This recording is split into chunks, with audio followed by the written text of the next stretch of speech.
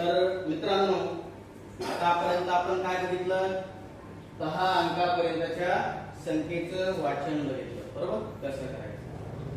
अजून हे वाचन आणि लेखन करण्यासाठी, बरोबर, अजून आपल्याकडे बरेचसे शैक्षणिक साहित्य आहे ज्यांचा वापर करून आपण काय करू शकतो? त्या संख्येचं वाचन करू शकतो, बरोबर? आता आपल्याला काय करायचंय? आता बघा, माझ्या हातात काय एक शैक्षणिक साहित्य, बरोबर? त्याच्यावर नाव काय लिहिलेलं आहे? दशमान परिमाण, बरोबर?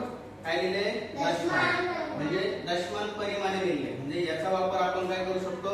दशमान परिमाणे शिकण्यासाठी पण या साहित्याचा वापर करू शकतो. तसाच या साहित्याचा आपण दुसरा वापर कशासाठी करू शकतो? संख्यांचं वाचन करण्यासाठी सुद्धा करू शकतो. त्याला इथे 2 पट्ट्या दिलेल्या आहेत, बरोबर? एक दशमान परिमाणाची पट्टी आहे, याच्या खाली बघा, या पट्टीच्या खाली या पट्ट्या अशा निघतात, लोकले बघा निघतं. तर 2 पट्ट्या दिसतात का? हे बघा,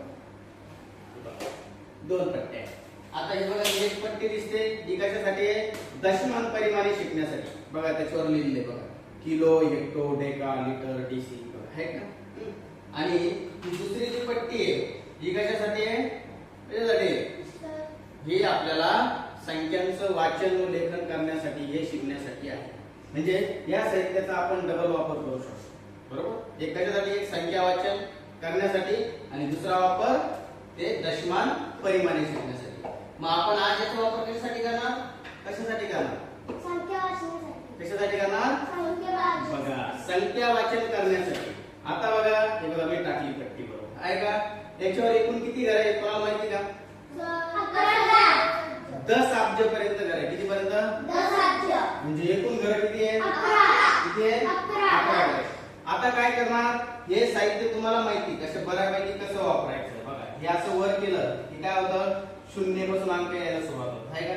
0, 1, 2 असे 9 पर्यंत अंक येणार. 0 ते 9 पर्यंत. इथं पण बघा, दशकोटीच्या घरामध्ये प्रत्येकाच्या. आता हे बघा, हे थोडंसं हे झालेलं आहे.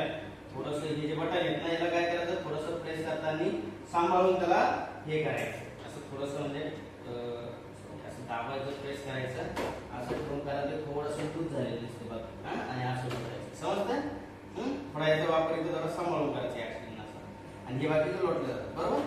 हे बघा, आहे का? या अशी वरती अंक येतात, इथं दिसतात त्या चौकोनामध्ये.